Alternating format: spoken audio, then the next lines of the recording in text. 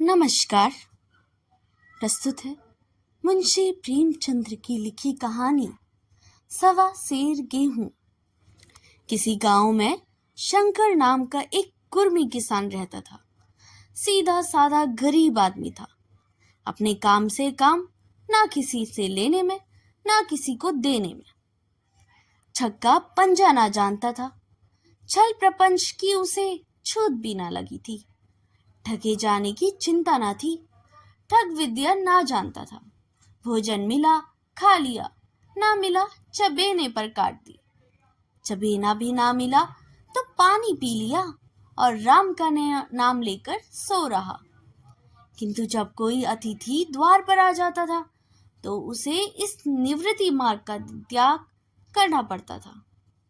विशेषकर जब साधु महात्मा पदार्पण करते थे तो उसे अनिवार्यता सांसारिकता की शरण लेनी पड़ती थी। खुद भूखा सो सकता था, पर साधु को कैसे भूखा सुलाता। भगवान के भक्त जो ठहरे। एक दिन संध्या समय एक महात्मा ने आकर उसके द्वार पर डेरा जमाया। तेजस्वी मूर्ति थी। पीतांबर गले में, छटा सिर पर, पीतल का कमंडल हाथ में, खड़ाऊ पैर में और ऐनक आंखों पर।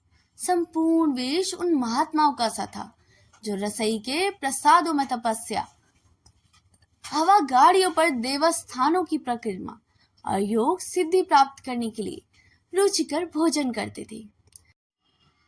घर में जो जौ का आटा था वह उन्हें कैसे खिलाता। प्राचीन काल में जौ का चाहे जो कुछ महत्व रहा हो, पर वर्तमान युग में जौ का भोजन सिद्ध पुरुषों के लिए दुपाच्य होता है। बड़ी चिंता हुई, महात्मा जी को क्या खिलाऊं। आखिर निश्चय किया कि कहीं से गेहूं का आटा उधार लाऊं, पर गांव भर में गेहूं का आटा ना मिला। गांव में सब मनुष्य ही मनुष्य थे, देवता एक भी ना था। अतएव देवताओं का खाद्य पदार्थ कैसे मिलता। सौभाग्य से गांव के विप्र महाराज के यहाँ से थोड़ा सा मिल जाए। उन्होंने सवा सेर गेहूं उधार लिया और स्त्री से कहा कि पीस दे। महात्मा ने भोजन किया, लंबी तनकर सोए। प्रातःकाल आशीर्वाद देकर अपनी राह ली। विप्र महाराज साल में 2 बार खलियानी किया करते थे। शंकर ने दिल में कहा, सवा सेर गेहूं इन्हें क्या लौटाऊं। पंसेरी बदले को ज्यादा खलियानी दे दूंगा। यह भी समझ जाएंगे और मैं भी समझ जाऊंगा। चैत में जब विप्र जी पहुंचे तो उन्हें 1.5 पंसेरी के लगभग गेहूं दे दिया और अपने को वो ऋण समझकर उनकी कोई चर्चा ना की। विप्र जी ने फिर कभी ना मांगा। सरल शंकर को क्या मालूम था कि यह सवा सेर गेहूं चुकाने के लिए मुझे दूसरा जन्म लेना पड़ेगा। साल गुजर गए। विप्र जी विप्र से महाजन हुए। शंकर किसान से मजूर हो गया। उनका छोटा भाई मंगल उनसे अलग हो गया। एक साथ रह रहकर दोनों किसान थे, अलग होकर मजूर हो गए। शंकर ने चाहा कि द्वेष की आग भड़कने ना पाए, किंतु परिस्थिति ने उन्हें विवश कर दिया।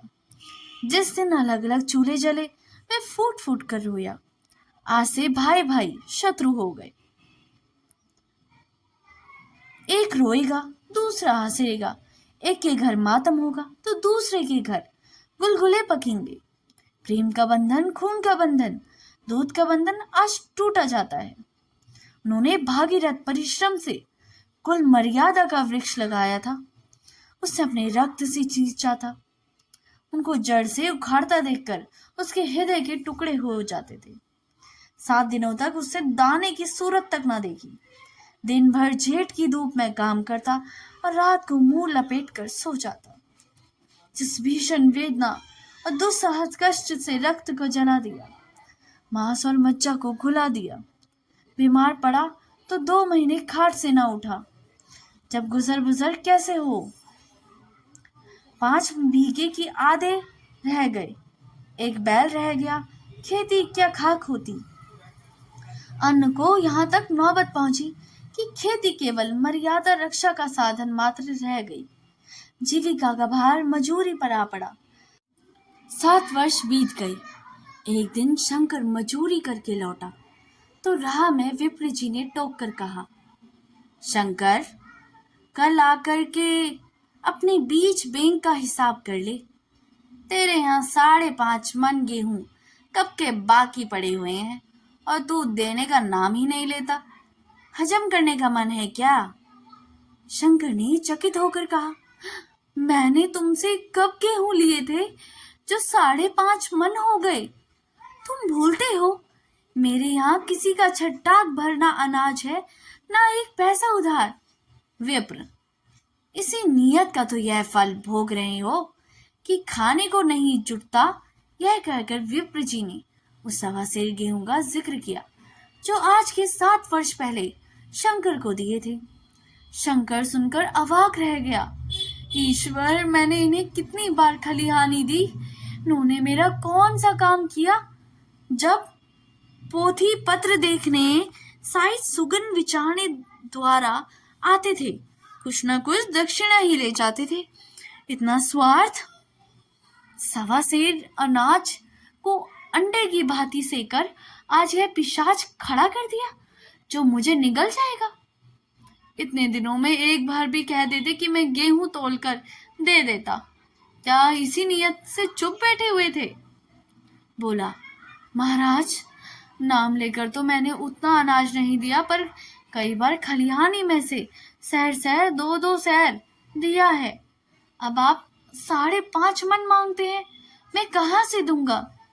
विप्र, लेखा जो बख्शीश 100, तुमने जो कुछ दिया होगा उसका हिसाब नहीं, चाहे एक जाकर 4 पसेरी दे दूं।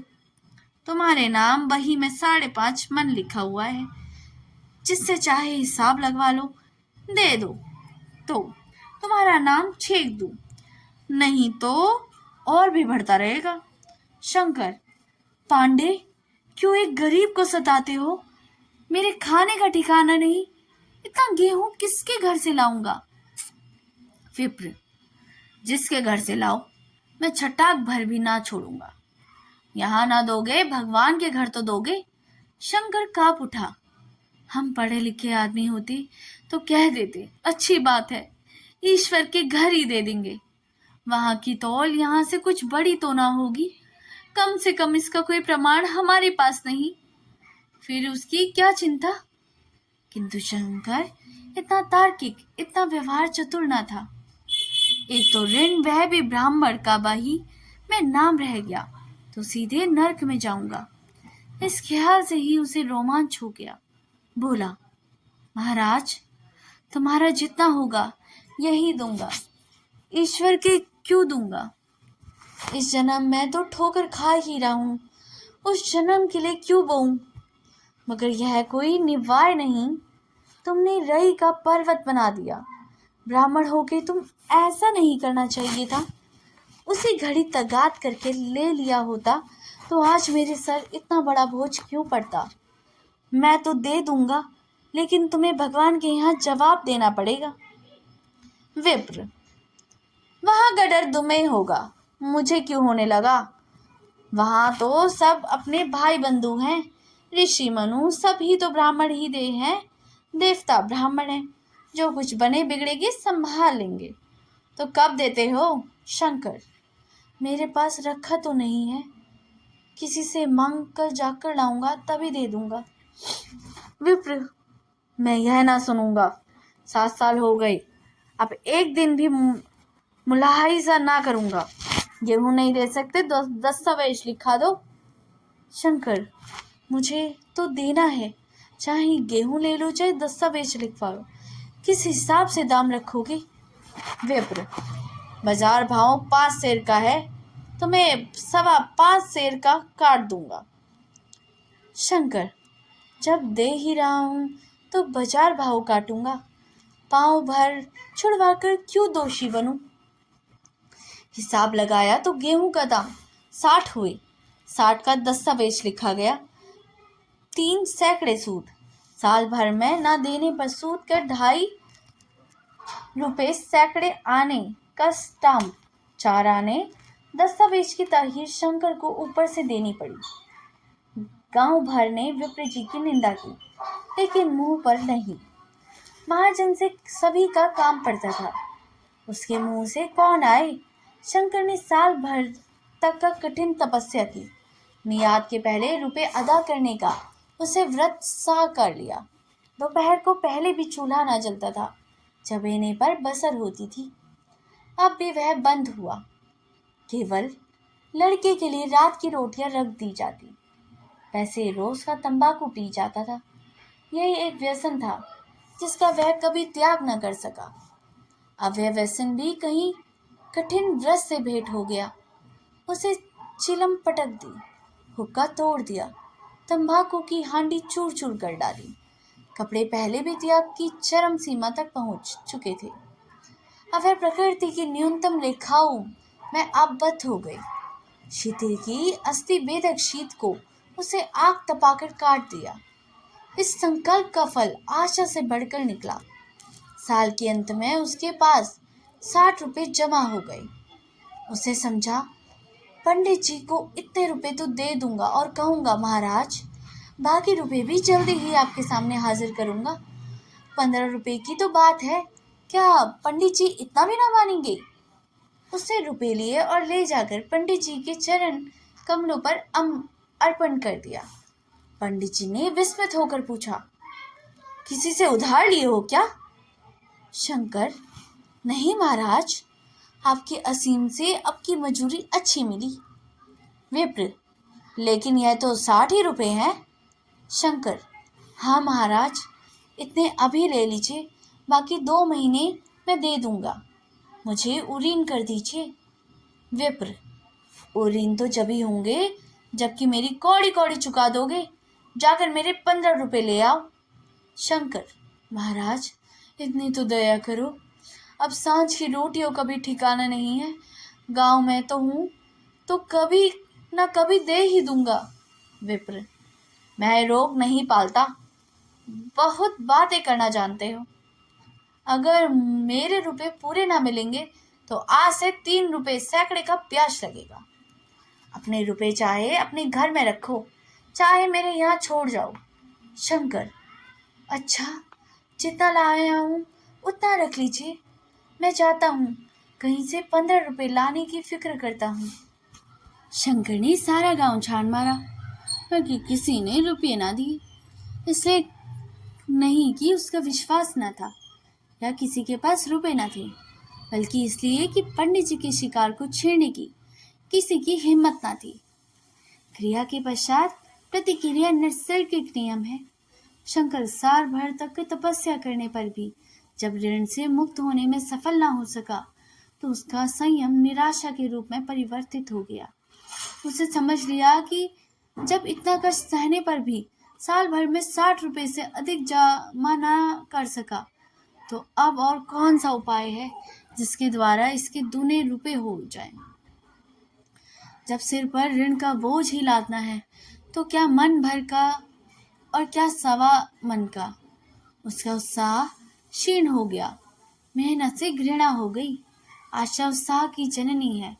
आशा में तेज है, बल है, जीवन है। आशा ही संसार की संचालक शक्ति है। शंकर आशाहीन होकर उदासीन हो गया।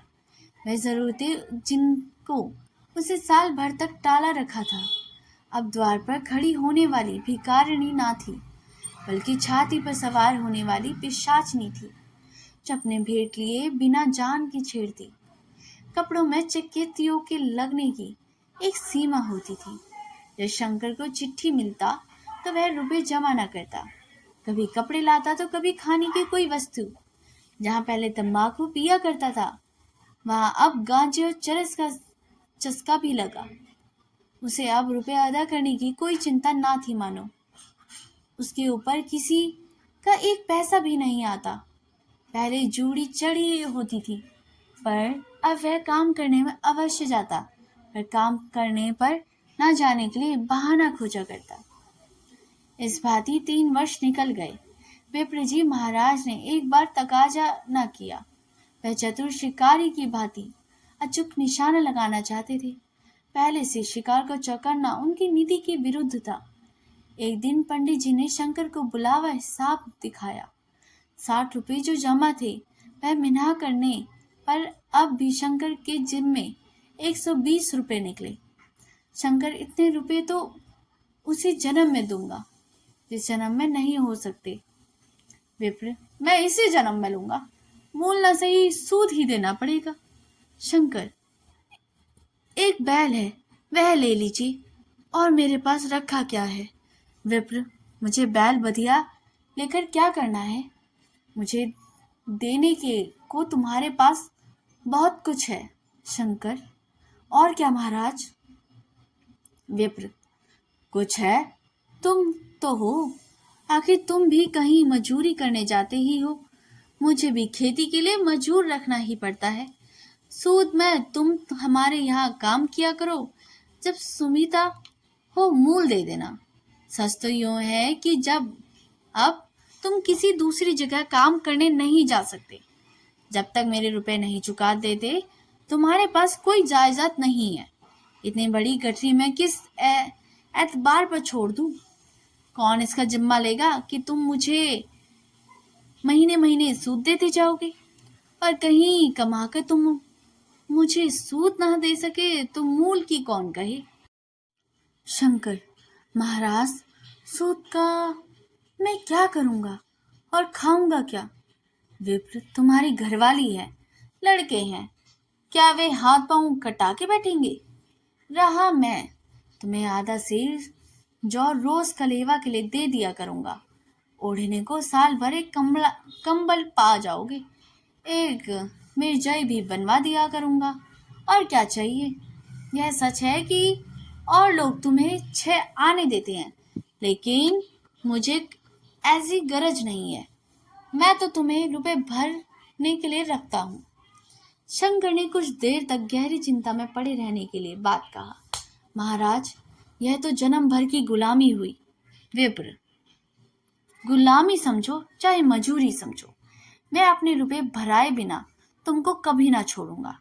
तुम भागोगे तो तुम्हारा लड़का भरेगा। हाँ, जब कोई ना रहेगा तब की बात दूसरी है। इस निर्णय की कहीं अपील ना थी। मजूर की जमानत कौन करता, कहीं शरण न थी, भागकर जाता कहाँ। दूसरे दिन से उसने विप्र जी के यहाँ काम करना शुरू कर दिया। 1.25 सेर गेहूं की बदौलत उम्र भर के लिए गुलामी की बेड़ी पैर में डालनी पड़ी। उस अभागे को अब अगर किसी विचार से संतोष होता था तो यह था कि वह मेरे पूर्व जन्म का संस्कार है। स्त्री को वे काम करने पड़ते थे जो उसने कभी ना किए थे। बच्चे दोनों को तरसते थे, लेकिन शंकर चुपचाप देखने की सिवा और कुछ कर ना सकता था। वह गेहूं के दाने किसी देवता के शाप की भांति या जीवन उसके सिर से न उतरे। शंकर की विप्र जी के यहाँ 20 वर्ष तक गुलामी करने के बाद इस दुसंसार से प्रस्थान किया। 120 अभी तक उसके सिर पर सवार थे। पंडित जी ने उस पर गरीब को ईश्वर के दरबार में कष्ट देना उचित न समझा। इतने अन्यायी, इतने निर्दयी न थे। उसके जवान बेटे की गर्दन पकड़ी। आज तक वह विप्र जी के यहाँ काम करता है। उसका उद्धार कब होगा, होगा भी नहीं, ईश्वर ही जाने। पाठक, इस वृत्तांत को कपोल कल्पित न समझिए, यह सत्य घटना है। ऐसे शंकरों और ऐसे विप्रों से दुनिया खाली नहीं है। तो दोस्तों, यह स्टोरी यहीं पर समाप्त होती है। स्टोरी में मुंशी प्रेमचंद्र ने बताया है कि एक गरीब किसान शंकर की कहानी है जो साहूकारों के शोषण और ब्याज के जाल में फंस जाता है। शंकर नाम का एक किसान जो अपने घर में जौ का आटा होने के कारण साधु के लिए गेहूं का आटा मांगता है। गांव के महाजन पंडित विप्र महाराज उसे 1.25 सेर गेहूं उधार देते हैं, जिसे बाद में ब्याज लगाकर 5.5 मन गेहूं बनाने के लिए मजबूर कर दिया जाता है। शंकर बंधुआ मजदूरी करने पर विवश हो जाता है और गरीबी, अवसाद और लाचारी में मर जाता है। उसकी मृत्यु के बाद उसका बेटा बंधुआ भी पिता के कर्ज के जाल में फंस जाता है और बंधुआ मजदूरी के लिए मजबूर होता है। इस कहानी में साहूकारी व्यवस्था के अत्याचार और किसानों के दर्द को भी दर्शाती है। यह कहानी साहूकारों की व्यवस्था के शोषण और किसानों की गरीबी, उनकी पीड़ा को भी उजागर करती है। यह दर्शाती है कि कैसे एक छोटी सी ऋण की वजह से एक किसान अपनी पूरी जिंदगी बंधुआ मजदूरी में बिता देता है और यह सिलसिला पीढ़ी दर पीढ़ी चला जाता है, जिस कारण से उस किसान की मृत्यु के बाद उसका बेटा उसका सारा कर्ज चुकता करता है और वह कर्ज तब भी पूरा होता है या नहीं, वह कोई नहीं जानता। तो मित्रों, अगर आपको ये स्टोरी अच्छी लगी हो तो इसे लाइक, सब्सक्राइब और शेयर करना ना भूलिएगा और इसे अपने दोस्तों और परिवारजनों के साथ ज़्यादा से ज़्यादा शेयर कीजिए, ताकि हमें एक प्रेरणा मिल सके कि हम आगे भी ऐसे ही आपको कहानियाँ सुनाते रहे। मिलते हैं अगली स्टोरी में, तब तक के लिए धन्यवाद।